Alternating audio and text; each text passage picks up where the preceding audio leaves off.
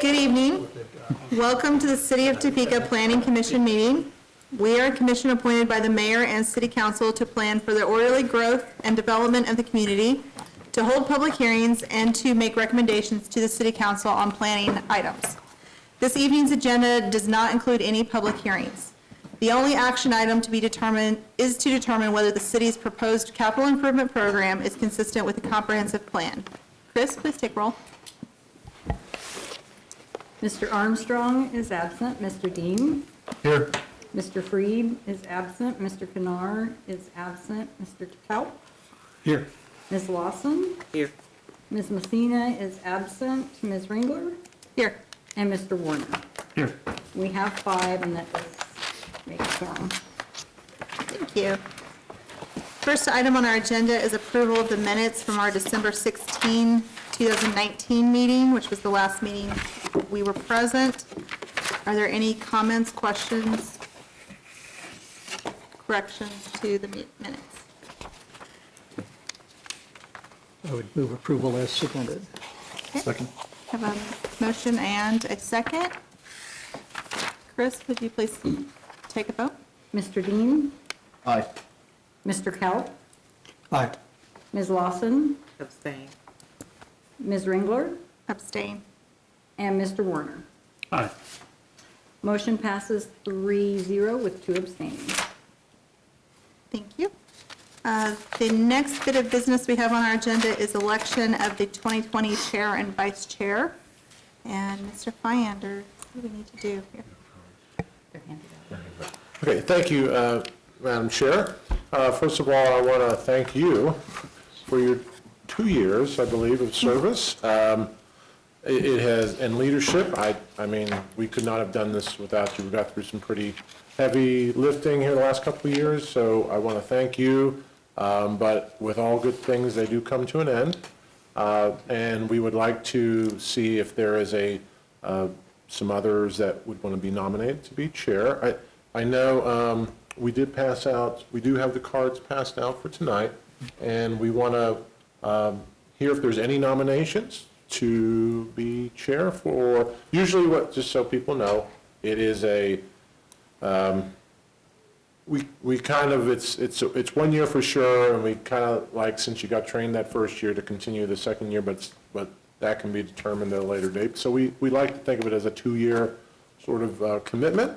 The vice chair would fill in, and it would be nice to have somebody that could assume the role down the road, but it doesn't have to be that way. But simply put, we'll just, I see we're not all here tonight, but that's their loss. If there are people that are not here tonight that you would want to nominate, that's fine too. I know I've heard from one that would be open to it. So if you want to open the floor to any nominations for chair. Are there any recommendations for nominations for chair? I would nominate Brian Armstrong.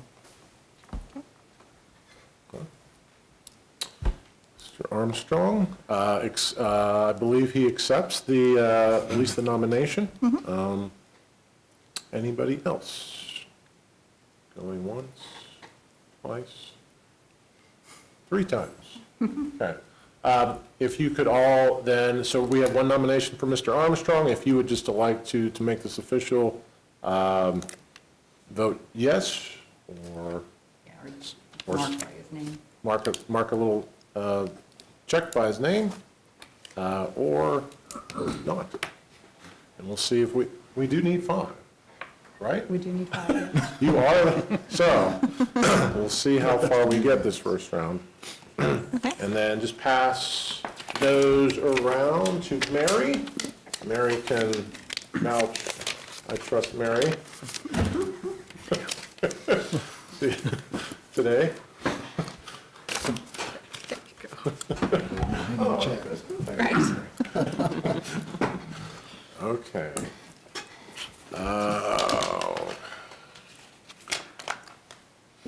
Looks like a landslide.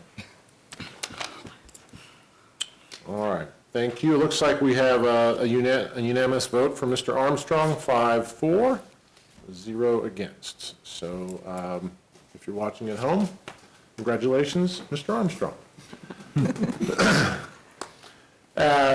With that in mind, now we just would like to move to the nominee for vice chair, and we'll accept any nominations. I don't think, yeah, he was the vice chair, so that's, we do need a vice chair.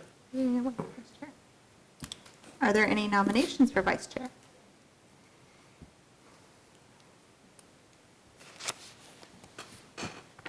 You can self-nominate It's okay. if you'd like. Volunteers of tribute? Maybe nominate Mark Freed. Nomination for Mark Freed. Aha! I see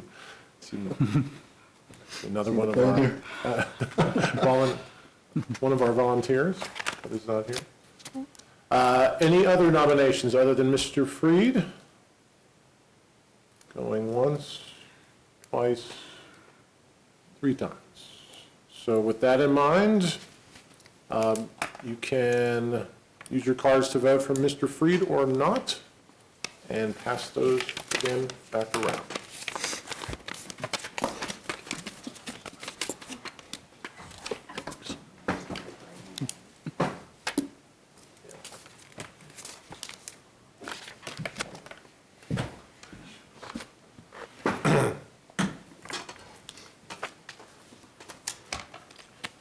Okay.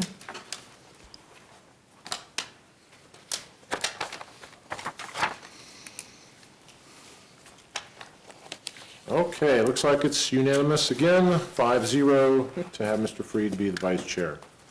Thank you again, madam. Now, seeing how both of them are not here tonight, would you mind presiding one more time? I can do that. We will. That was my next question. Sorry, you're working overtime. That's fine. Well worth the money.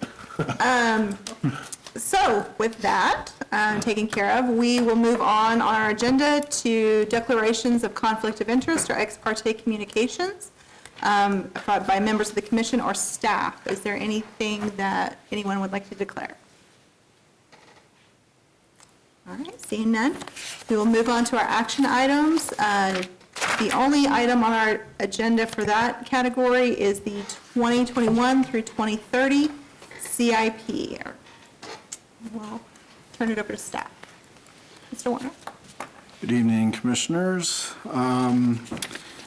So we annually bring the city's capital improvement plan to the Planning Commission. The purpose of that is so that the commission can review the CIP to ensure that it is consistent with the comprehensive plan. We, as staff, put together a memo for you with a list of projects to highlight. The projects that are in the memo are highlighted in the summary sheet that was provided, and you also have budget sheets for each one of those projects. I'm not going to review every project in that memo, just highlight a few of them. So let's get started. Here's the map. These are the projects that are highlighted are on the map, and this map shows the city of Topeka along with our urban growth area. I think the point here is that all of the project, nearly almost all, or most of all of them are in the city boundary currently, so that is a big reason to say they are consistent with a comprehensive plan, these projects. We are targeting development, redevelopment in our existing city boundary as a top priority for our land use and growth management plan, and these projects can support those types of efforts. First group of projects I want to focus on are the downtown projects that are in the CIP. You will have a downtown presentation following this one, and which will highlight our downtown master plan planning process. So these projects, a few of them are implementing sort of a future downtown master plan. In particular, the Kansas Avenue project which is in the CIP currently is downtown street improvement projects. That is a project that will continue the streetscape between 6th and 10th on down to First Street. So, and replacing water lines along the way too. Quincy Street is new in the CIP. This is a project between 8th and 10th, and this will, essentially there's a lot of concrete on Quincy right now. This project likely will result in fewer driving lanes and at the very least more kind of green space, more kind of a pleasant area. And that is a project we have identified in the master planning process, that whole stretch of Quincy between 6th and 10th to be a road diet, so to speak, or a lane reallocation. There's 5 lanes there that probably aren't needed, so a similar project that was on Kansas Avenue to be on Quincy Street. And then Kansas Avenue, the project from 10th to 17th, is on its way out of our downtown, but this project also will likely result in less pavement along Kansas Avenue there, so less to maintain in the future. Before we move on, Mr. Warner, can we just touch on, I marked on here, there's a bullet point that says parking facilities, capital repairs. Is that the parking garages, or is that other parking? It's the parking garages, so it's the parking fund money to sort of maintain the parking garages downtown. Okay, any questions on the downtown projects?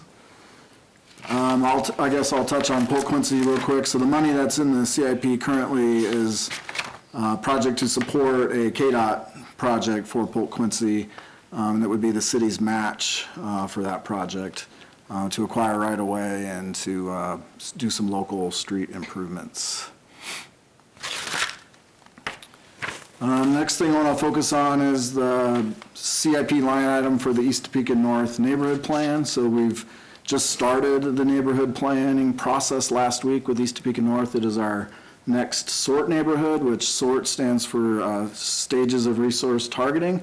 So every year we, through a competitive process, identify a neighborhood that qualifies for SORT. So year 1 is planning and year 2 is the implementation, so that's the CIP. Years 2 and 3 are the implementation, that's the CIP item here. So it's the $1.7 million for infrastructure improvements. So this is streets, sidewalks, alleys, those sorts of things, even water and sewer lines within these target areas that we establish through the planning process. And then there's other funding that the neighborhood receives along with the infrastructure. This is outside the CIP, it's federal housing dollars, so it's about $300,000 for housing rehab, rehabilitation projects in the neighborhood. You will see more on East Topeka North in the summer. Another project here is, this is California between 37th and 45th, so this is a countywide half-cent sales tax project. So this will convert this street into a 3-lane complete street through that section. And again, it's a countywide sales tax, so the voters approved this project along with others a few years ago. Want to note the property that's highlighted on the northeast corner of 41st and California. That's a project that will be coming to you next month as an annexation and a rezoning. So there's going to be a development project to build a church on that corner. That's it. If you have any questions about the projects in the CIP or anything I outlined, I'd be happy to try to answer those. Are there any questions for the commission? I should have asked this right at the beginning, Dan. The headings here of carryover projects, that mean that these are projects that have been previously reviewed by the Planning Commission years past? Yeah, in previous CIPs, yeah, and they just have carried over. Either they're still in their years, or they changed in some manner, or were moved around in funding. That's, yeah, they've been in the hopper previously. Okay. And the other question is on the finding a consistency with the comp plan or other element plans. Is that to be taken, I mean, some of these, maybe most of them aren't specifically referred to in the comp plan. So Right. it's in concept, they're not inconsistent with the comp plan, right? Yeah, I mean, so a street project that is, like this project, for instance, it's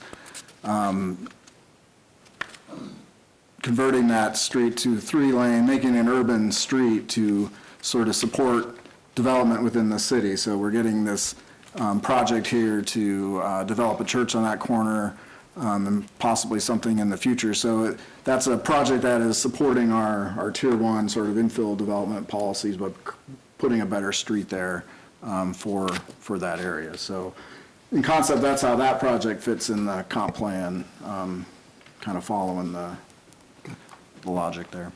Thank you. Any other questions, or is there more? Just want to make sure that if there are any questions about any more of the projects themselves, we do have members of the finance department here, our budget director and team. So feel free. We can answer anything tonight pretty well. You will hear a little bit more in the next presentation about some of the downtown planning that's going on. So if you do have any questions regarding downtown, some of that could get answered during that. Are there any other questions, concerns, observations? That's okay. Thank you. Well, Bill, with respect to the financing, the Planning Commission doesn't weigh in on whether or not a particular project should be bonded. Oh, correct. Through bond or where the money comes from, right? True, it's more informational. They could talk more to the project itself and what it does or doesn't do, as opposed to just looking at it as a line item here. So, no, you're not determining funding source, if that's consistent or anything like that. It's just, does this project advance the goals of the comprehensive plan or not? To that point, does anyone have any comments about whether they think this does or doesn't fit with the comprehensive plan?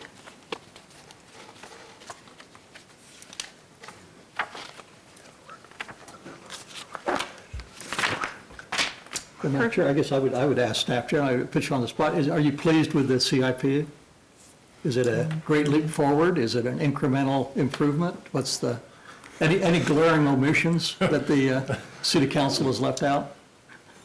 No, I put you on the spot. Yeah, no, thanks for putting me on the spot.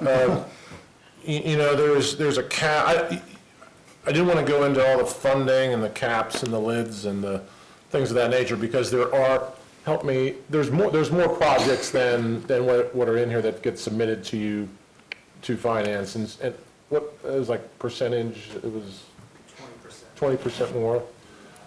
So there is a lid that they try to stay under, so there's about 20% more funding that's asked for than is actually granted under that lid. So there's some projects that you may not see here, or there may be some, did you show them the 6 to 10 year? No. Okay, there's another 6 to 10 year range of projects that aren't funded, that are in the pipeline, if you will, that will backfill, you know, in the coming years, new projects in the 1 to 5 year plan. So we're looking at, we are looking at that whole 10-year horizon to see, are there things on the horizon that are consistent? Are they going to match up with some of the big needs that we see in the development side of things? And so I think this is the first year that I can just say that, you know, I think everything is captured in that 10-year horizon from a project standpoint that we think is, that we know is of a big need. There are others that are much more nuanced, you know, utility improvements and some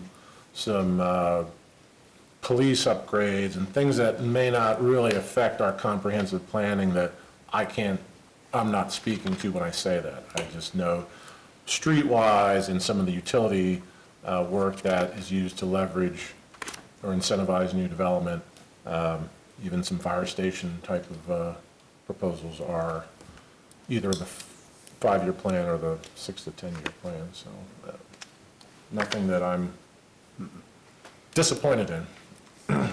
And the projects that we see tonight, that are in here, are projects for which funding has been identified. The other things you're talking about in the pipeline, years on down the road, that's not part of the CIP. Yeah, that's the overall plan. There's the 1 to 5 years is the program. So they're programming these projects into a funding path. The first 3 years is actually an actual budget. That's called a capital improvement budget, CIB, where if they're in the first 3 years, that means staff has authorization to go start spending money on the first 3 years. Okay. Years 4 and 5, they don't yet. That is still more planning, but,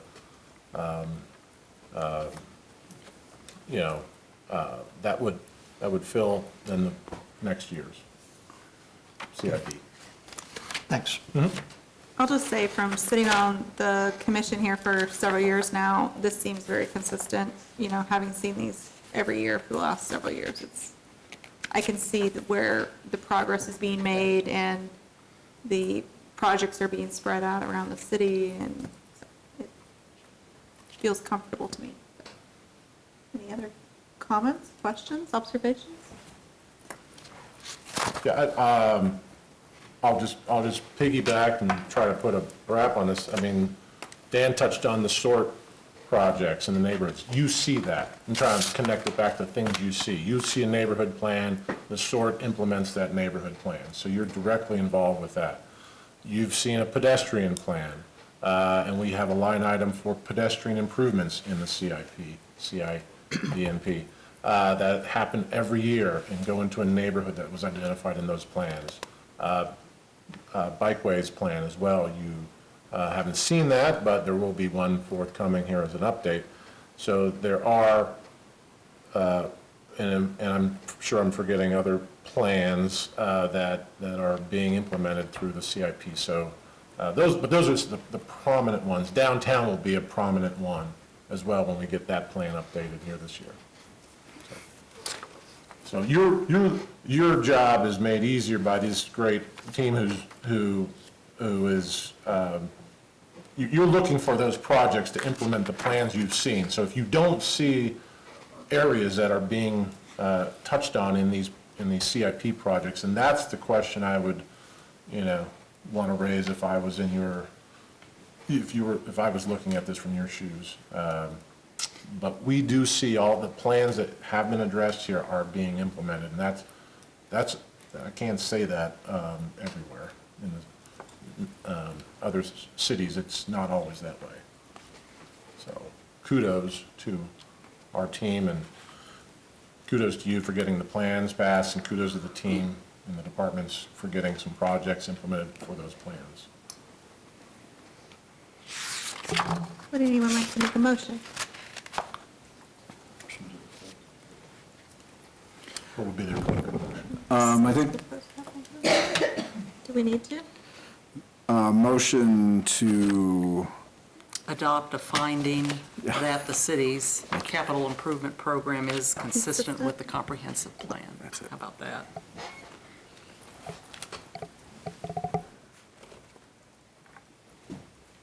I would make the motion to, What I said. she said. Is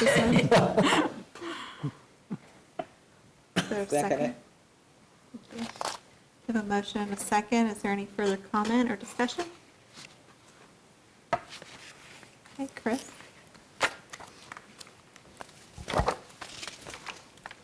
Mr. Dean, Aye. Mr. Kaut, Aye. Ms. Lawson, Ms. Engler, Aye.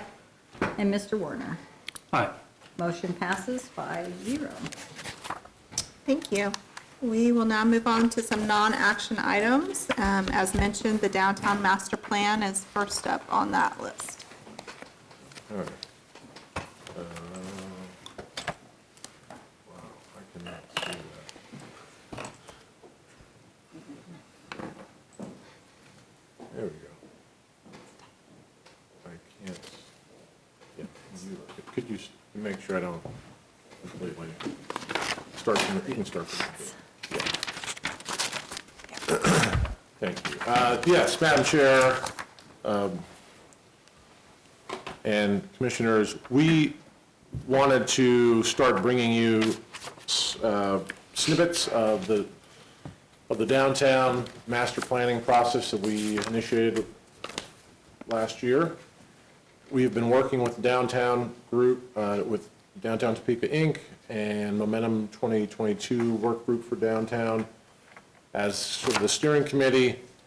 And what I think it's, and this probably got out, had a little bit of press in some ways, and so it needed to start, it's a big, we realize it's so big that we need to just start feeding you. So there's no action here, it's just sit back, ask questions, understand what we're trying to do. If it doesn't make sense, if you think it's not hitting the mark, or if there's need for more information, that's kind of what these are.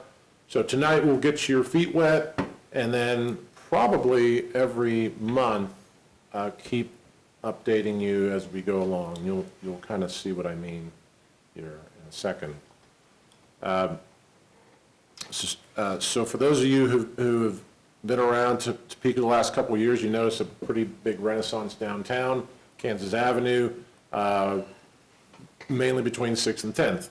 A lot of totally new streetscape, totally new infrastructure, hotel, restaurants, businesses, food, beverage, plaza, you name it, there's a lot of stuff going on. So that's when people think of, oh, well, why are you doing a plan for downtown? Geez, we're doing so good. Then and we had a historic district on top of that. What do we need to do any planning for? So that's the current generation, but that really started 10 years ago, that in earnest, that planning. And so we're seeing the fruits of that planning 10 years later.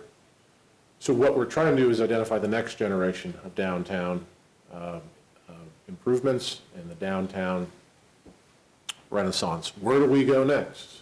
Do we just stay between 6th and 10th on Kansas Avenue for the next 10 or 20 years, or are there other opportunities to move outward? So we're trying to find the next generation. There are no less than 17, 18 different plans or studies that make recommendations on our downtown. That's great, but we also have, and that is bookended by the 2000 downtown plan that we currently have on the books, and in 2000, and then a 2019 downtown market strategy that really becomes the basis for what we are doing with this plan. So we want to get everybody lined up. It's not that all these things are, all the direction is not purposeful, but it is good work that just, we want to align all those different boats, if you will, and instead of having 18 different boats, we have one boat with everybody rowing in unison towards a bigger goal. So this becomes a physical downtown plan, or a physical development plan, land use based. It is market based for the first 10 years. There was a market study done that we'll show you a little bit of, so it's more grounded in reality, if you will, if you make that assumption that market studies are reality. Beyond 10 years, it is a little more aspirational because it is not grounded in that in market reality. And like I said, and then lastly, because we are so large, is that the next pick? So we are so large, we really need to break down downtown into 10 different district plans. We are 7 times the size, at least our boundary that we've used for the market study is 7 times the size of what would be the traditional boundary of downtown Lawrence there in red. That green boundary is 700 plus acres. So a lot of area. We don't have as the market study indicates, we don't have the demand to fill all the development opportunity that needs reinvestment today. We just we have too much supply of a downtown. And so we need to be intentional, we need to be purposeful in how we target our investment. We much like we did on Kansas Avenue, 6 of 10. So we started there, but again, the question begins, where do we go next for the next 10 years? This is just a reminder for me to show you that there was the market study that was done was last year. It looked everything from employment trends, being downtown is a nationwide, a trend. Having employers and headquarters look at downtown is a trend, and we happen to have 24% of the overall sorry, I can't read. I think that's jobs. Downtown is a testament to how important downtown is to our economy. The market study looked at housing, the different types of housing, the different types of people, different types of products, and they're not all the same. So there are different types of rehab versus new construction, or early entrance into the market to later market households that are downsizing and everything in between. So it was a very detailed, thorough study that concluded the following: that downtown has room to add at least 900 more housing units. It has the room to accommodate 300,000 square feet of more office space, and that could be a rehab space or new construction. Retail-wise, we can support 690,000 square feet, which is actually less than what was measured as existing space in downtown. And then hospitality, hotel rooms, that is from what we are seeing, a very conservative number of 200, at least 200 new rooms downtown. So that's sort of what we're chasing in the plan a little bit. Where is that going to happen? Where do we target our investment to make that happen? And what incentives can we use as well? This just simply indicates that we're trying to have a welcoming downtown, one that's activated with different uses, different spaces, extending stays, which are getting people to downtown for more than one use, and then connecting them all. And if you do that, you have a high quality of life. A high quality of life precedes talent. Talent is attracted by quality of life, and if you attract the talent, you attract the jobs. And so this really ends up becoming a talent attraction plan, if anything. Where we want to start at a high level here, and this is all pretty high level. These are concepts, but our first go-around was an overall urban design framework that shows the 10 different districts that are broken down. We will, all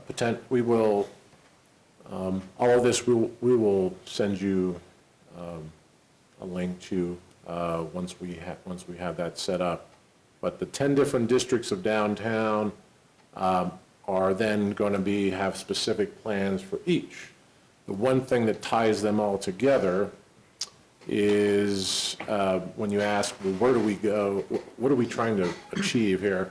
Really, when we talked to folks and looked at the market study and where we have already made our investment, Kansas Avenue became sort of that spine if you will, for downtown, that all districts, if you improve Kansas Avenue and connect it north to south, and have these, what we call these walkable hubs or these connections along the way, then that will benefit the most of downtown. You will have touched virtually all of those districts in between. You will have reached a critical mass if you can provide some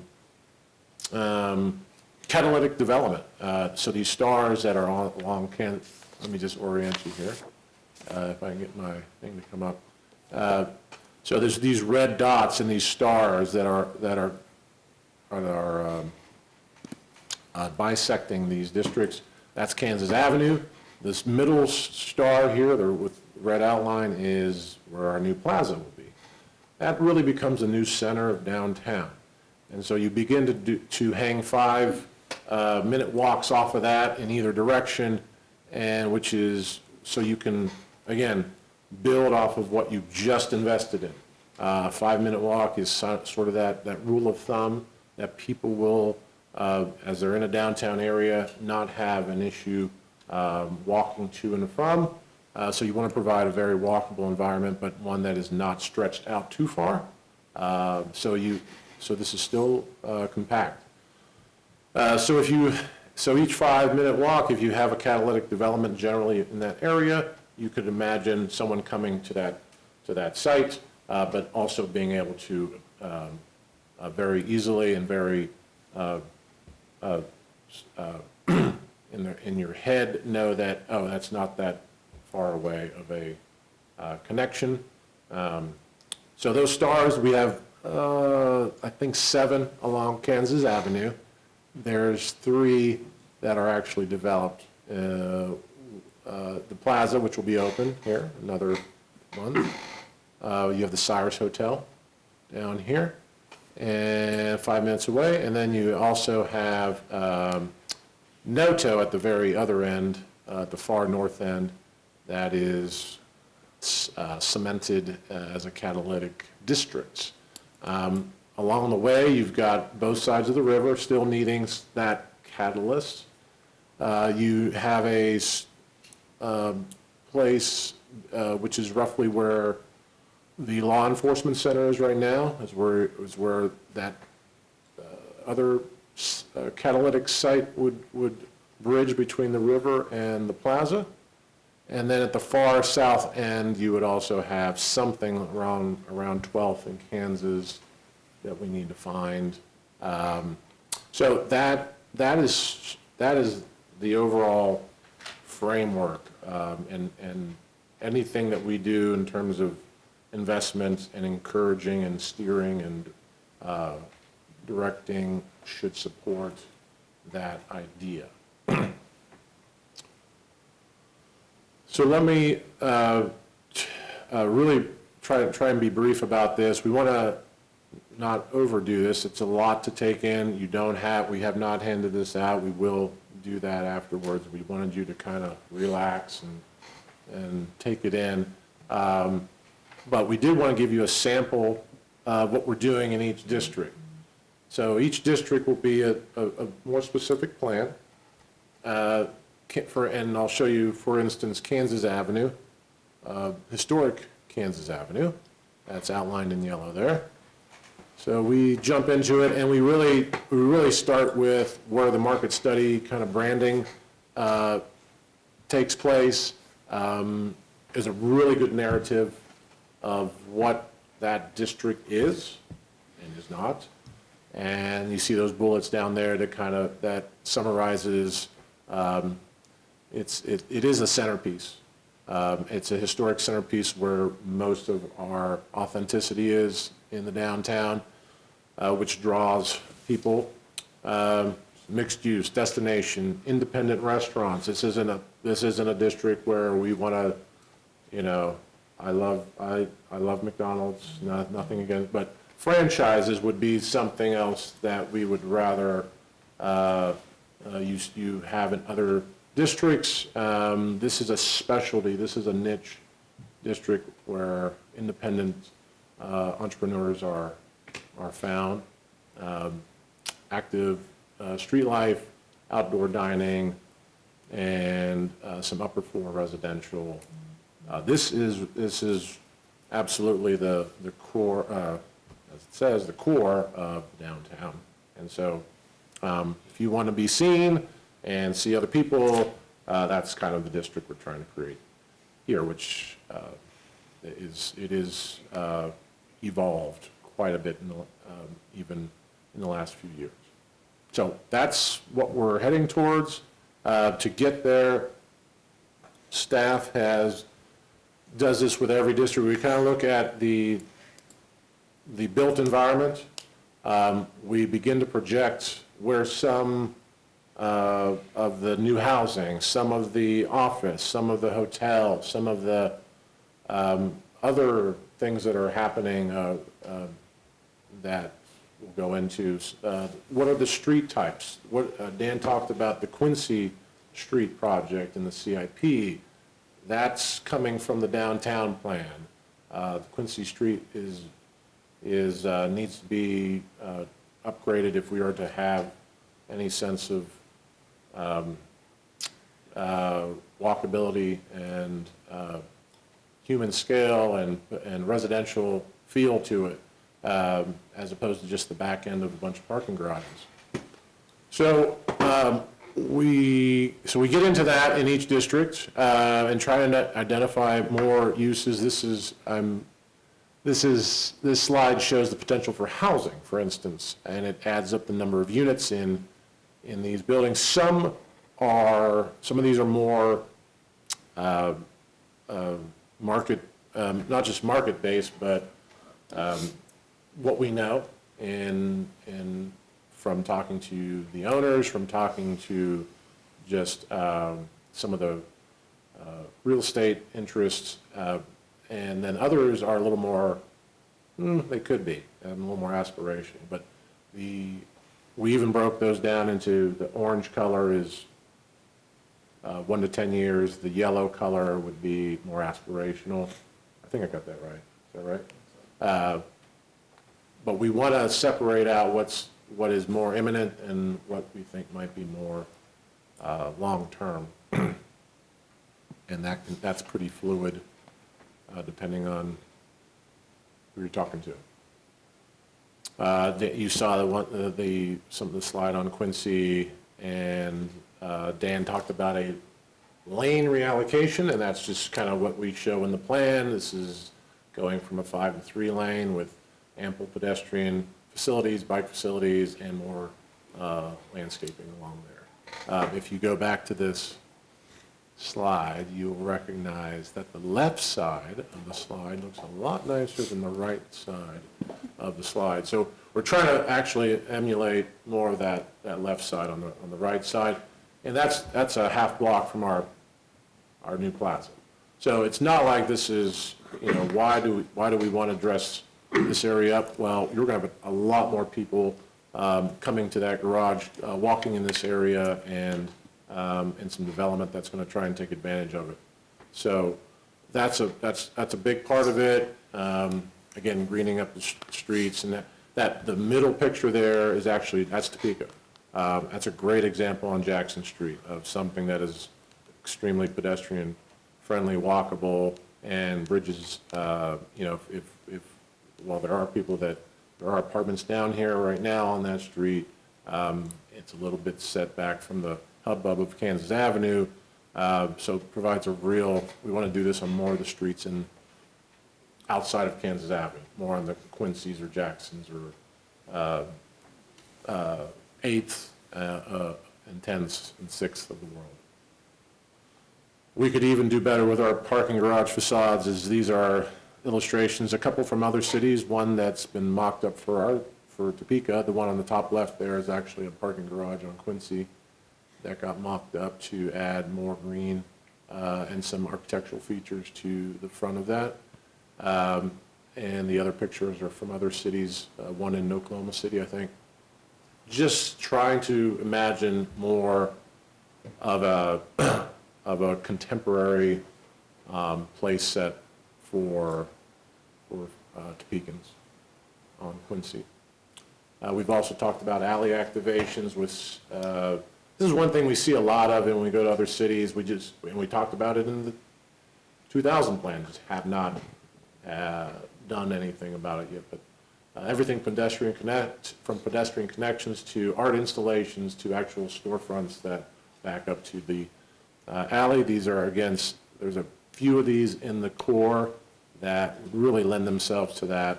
And we've even talked with Jayhawk Theater, for instance. They have an alley that they would really like to do have more of an event space with it. So at the end, so those are some ideas, but at the end, we try to be cognizant of where are the market study needs being met. So this is one way to kind of keep track. We want to do this with every district. On the left is the housing. So that shows that pointing up, that means we think there will be more housing needs accommodated in this district than not, than what currently are. And we're showing a proportion of how many of those new needs would be met in that district. And then as you move to the right with hotel rooms, definitely there would be more opportunity to increase that in this district.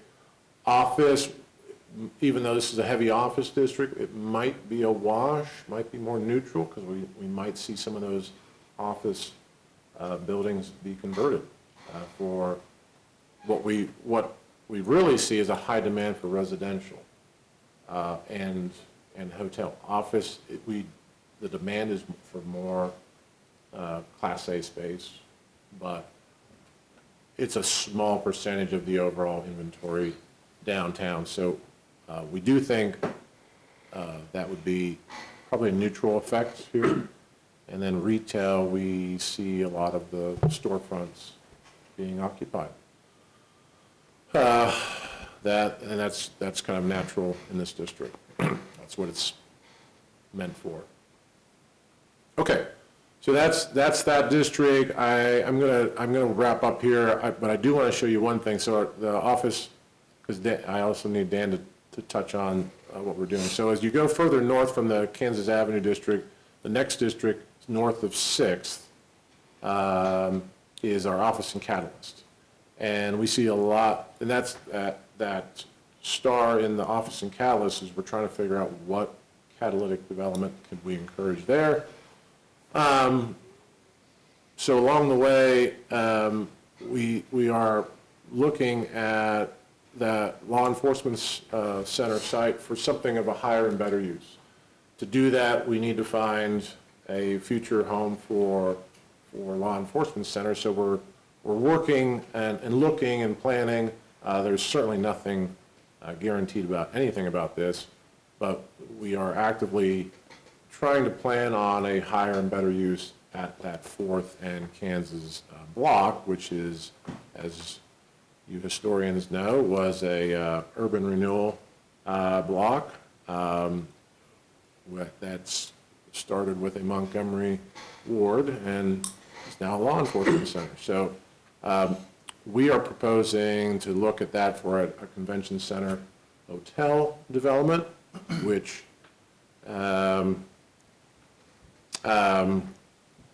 we had one of those 18 studies that we showed tremendous demand or niche for this type of thing.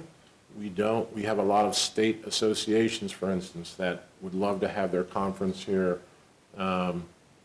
The facilities that we have are just do not fit their needs. So we don't have that convention hotel combo that we're seeing in a lot of other places. So we're competing, and we're losing a lot of conference work because of that.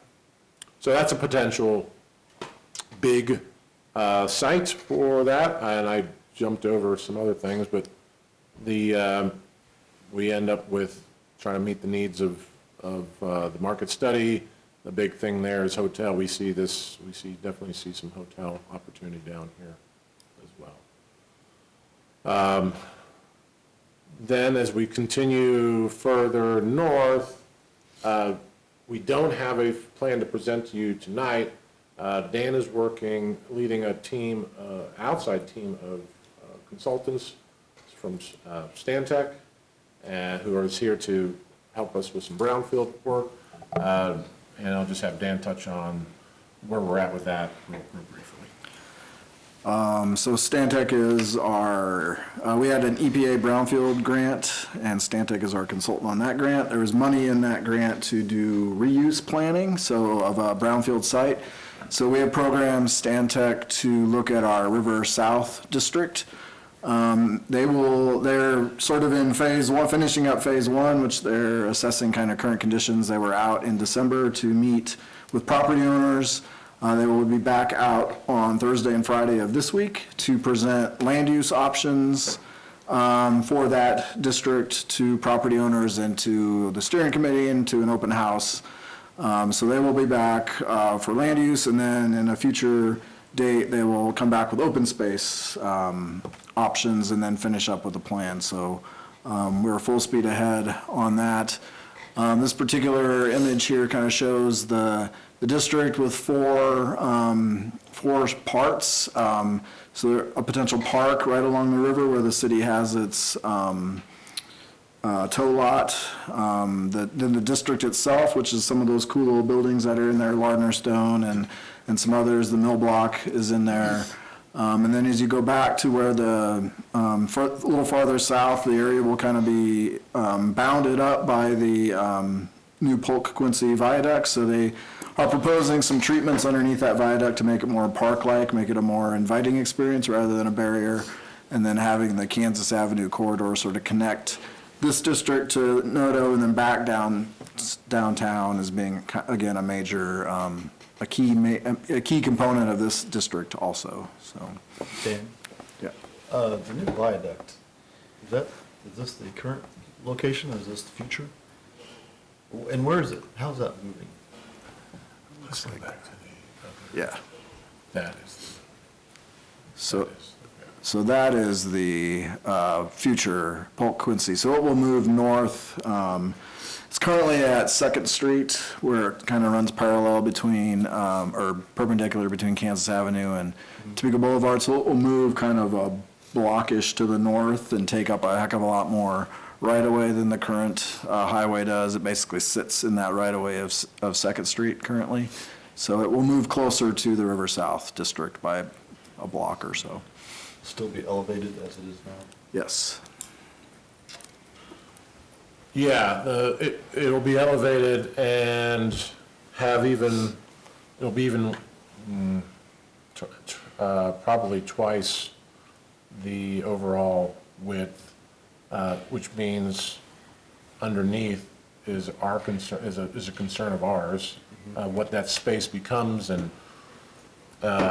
it's not a forgotten space. It's a programmed, if nothing else, type of space that can be used to benefit the district. We have a lot of examples from other cities that they've shown that you can do a lot underneath a highway. So that's a challenge, because I don't know, there was a lot of thought put into what's happening underneath. So this plan hopefully will have some better recommendations. It seems to be too bad it's a lot wider. It's it's not real pretty under there now. No, so and we don't do it justice. We should bring back, when the River South has a more full presentation, we'll show you what the new underpinnings would look like. It's a lot nicer, but there's still a lot of shadow, and I think that's, so we'll just have to bring that back and show that to you as much as we know. We don't want to become a forgotten or afterthought in this process. So planning for it is very important, because the city also needs to invest dollars in the project, and that could be one of those things that we do to create a better space. Certainly Kansas Avenue, improving Kansas Avenue under there will become one of our investments, one of our matches in the project. But, yeah, the alignment, or the width of that, I mean, we're talking 3 lanes on each side with shoulder, so it's extensive. A lot more than it is now. Okay. So that's kind of our, oops, I went back. That's kind of our wrap on the downtown plan for now. We will bring back the next district that we complete, maybe an update on the River South. We are, let's just go there. We are currently working, just so you know, when we go across the river in North Topeka, they actually have plans. They have 3 plans, and we're trying to work through that. They have a neighborhood plan, the NOTO plan, there's a river, there's a park plan for River North area. So we're trying to actually get those 3 aligned up and prioritize what would fit best in the overall downtown context. What we don't want to have happen is the River South having programmed the same type of uses that we would be programming for another district. We have to have those districts complement each other and not compete. So that's kind of the challenge. Not every one of those districts is going to be, they should all be unique and serve a slightly, if not significantly different purpose, although many of them will have the same uses in them, but they'll just serve a different purpose.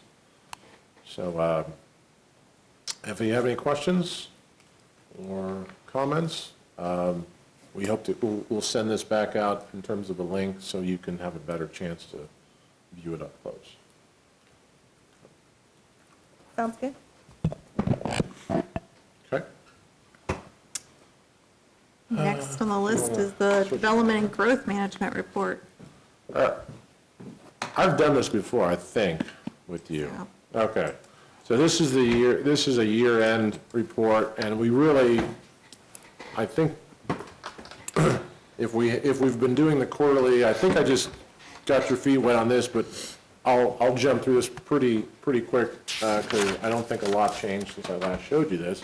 But this is our year-end 2019 annual report, and it measures the development trends through our building activity and permit activity, and also our lot creation and all of that, and to measure how our land use and growth management policies are performing, among other things.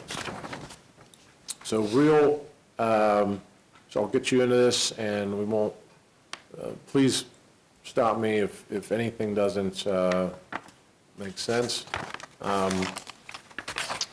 Last year, so we're seeing a lot more activity than we did the previous year. 2019, we were up 6% in our building permits. Most of that was because of commercial. You'll see that in a second. So permit activity is up. That's the takeaway there. However, it didn't show up necessarily in the number of housing units. Number of housing units dipped slightly from the previous year, and our 5-year average there on the right, or on the left, you can kind of see that the top arrow is our, compared to last year, the bottom arrow would show you comparison to 5-year average. So we did 114 units last year in the city, and we're averaging 118 over the last 5 years. So not too far off at all. Residential additions and alterations were down a little more than the new unit creation, which was, we had been seeing this number going up and up more in-place renovations than previous, but we did have a pretty good 2018. So this did come down a little bit.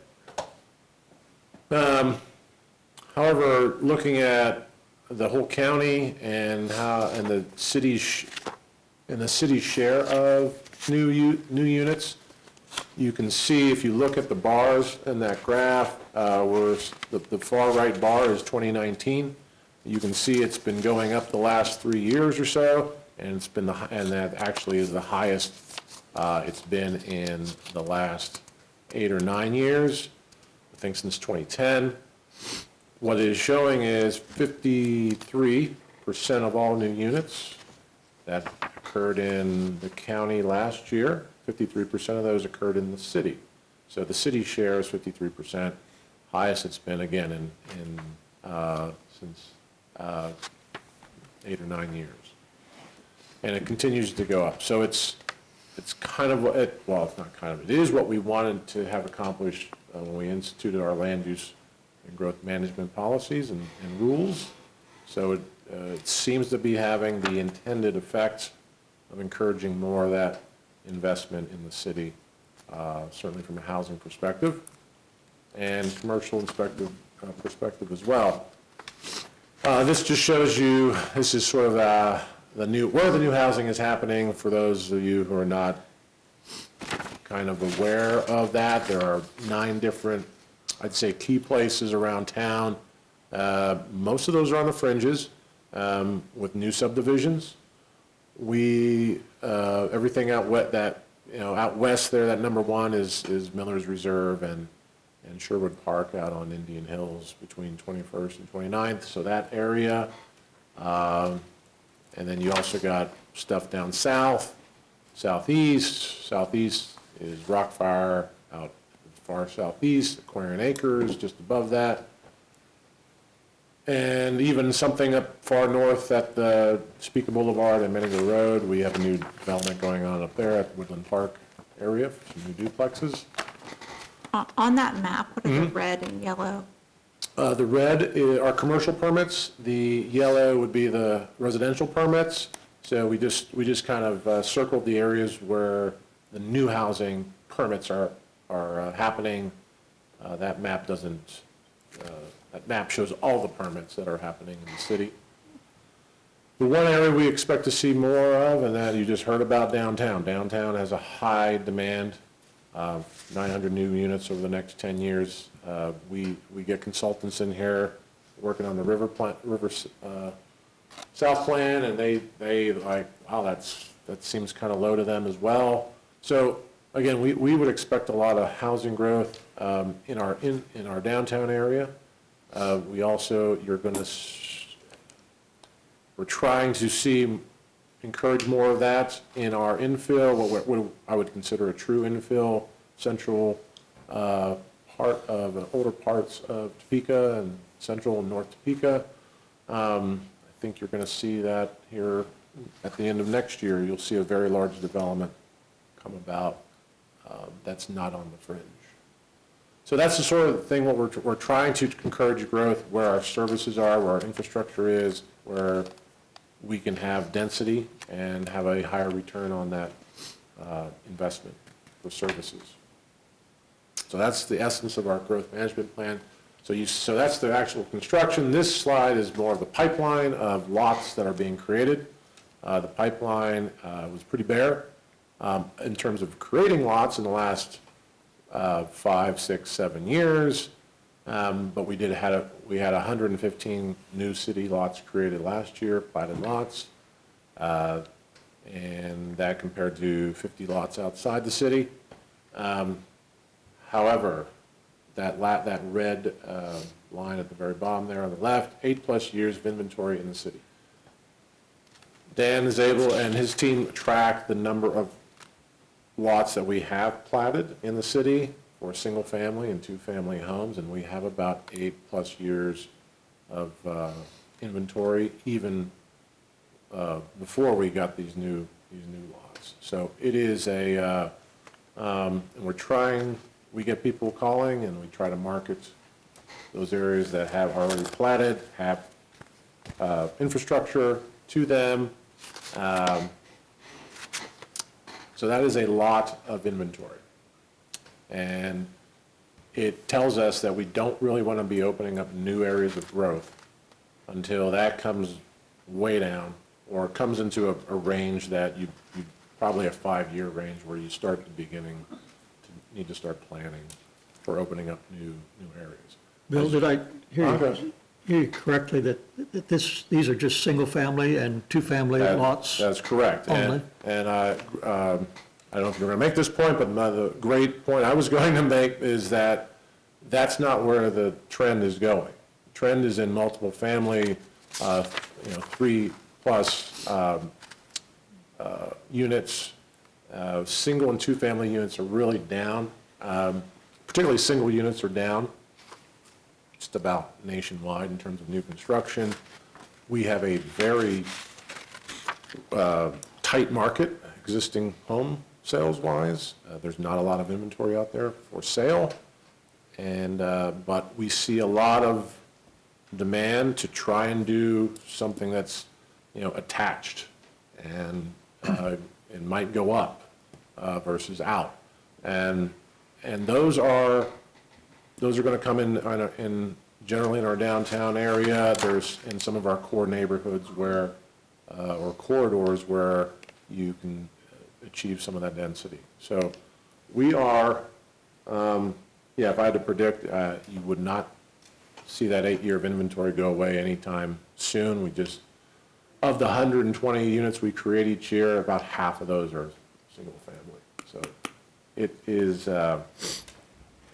it's good to see more lots being created and more homes built, but that is not the trend, and not just for Topeka. Pivoting real quick to commercial, this is where we realize a lot of activity and have been in the last several years. 22% increase in permits, commercial permits from last year. We measure square footage. This is in the last 20 years, this is the 4th highest year for square footage of permits. 4 million square feet of square footage created last year with the permits that were issued. The building value actually was a historic year. It's the highest since we've been recording in the last 20 years. And so I would assume that could be for an all-time high based on inflation. So 215 million in permit value last year. Now that was double what we did in 2018, and 66% higher than the 5-year average. So an unprecedented year in terms of value. And when you look at the top 10 permits per value, and I'll show some better slides of this, but you see some very large projects. The top projects, the large projects are things like the Stormont Vail Event Center. Across the top row there, you have the Frito-Lay storage facility, which you approved as a planning commission, the zoning authority. Upper right is the Old Menninger campus and the Sunflower Foundation. If you go up there, check, it is coming along. Really awesome renovation up there with the Sunflower Foundation. Across the bottom row, you've got everything from Wanamaker Hills to the old Kmart on Wanamaker being renovated and occupied now. You've got the Washburn Athletic Indoor Facility that is rising into the sky at the south end of Washburn's campus.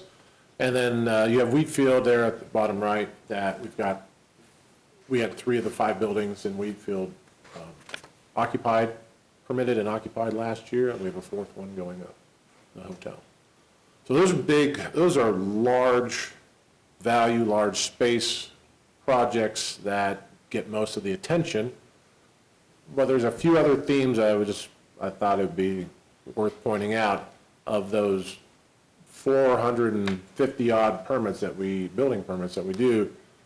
You're seeing a nice little, if you haven't been to the South Topeka Boulevard and 29th, you're seeing a nice little uptick of activity. And a nice little uptick is mild. They've got everything from core first headquarter renovation to the new rebuild on the McDonald's to Holiday Shopping Square, three new tenants.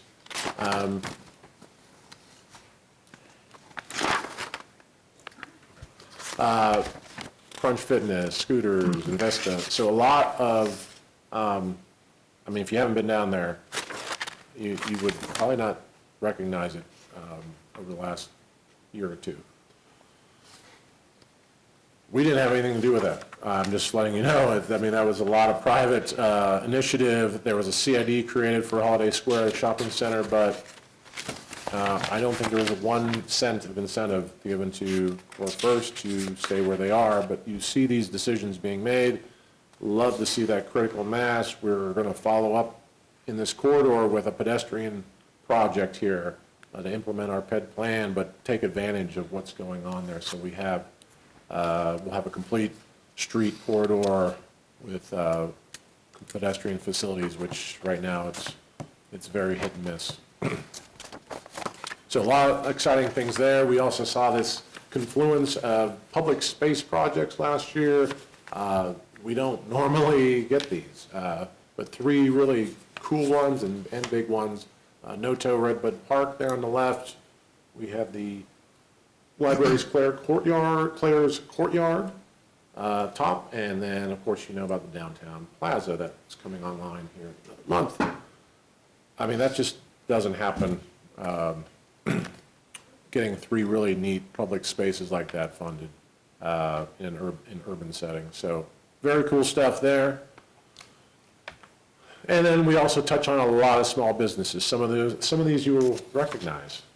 Aquablast on the left there finally got built after all these years, and thanks to your recommendations, it got built looking to the north. Brewbank, you all know about Brewbank downtown by now, renovation, a historic renovation that went through the Landmarks Commission. And we also just heard that the top floor of that building is getting filled up as a tenant now, with a new law, a new space for a very prominent law firm in Kansas. Southeast, the lower right there, Milk and Honey, is a new coffee shop going up at 29th and Southeast 29th and Powell. So that's getting going. And then one you didn't see up at the top right, that's Mi Pueblito Market on Southeast 6th and Swigert. I believe that is a Mexican grocery store, but I will wait until it opens up. But that's what we've heard. So that's a $500,000 renovation. That is significant on East 6th and Swigert. So a lot of great projects coming about that I think we just kind of want to make you aware of as some of these you see, some of these you don't, but a lot of good things going towards implementing the policies that are in place and the neighborhood plans, and some things we really don't have anything to do with as well, like South Topeka, which is really cool to see too. So with that, I think that's basically what I wanted to show you tonight. Any questions or comments? This was informative. If not, we'll try and do this. I do this every quarter with council. So. Sounds good to me. Okay. Last thing is review of our bylaws. Yeah, thanks to Chris, we realize it's been 11 years since this commission formally adopted a bylaw amendment. That doesn't mean they're totally out of date, but it also means it's probably a good time to check in. We're doing this with all our boards.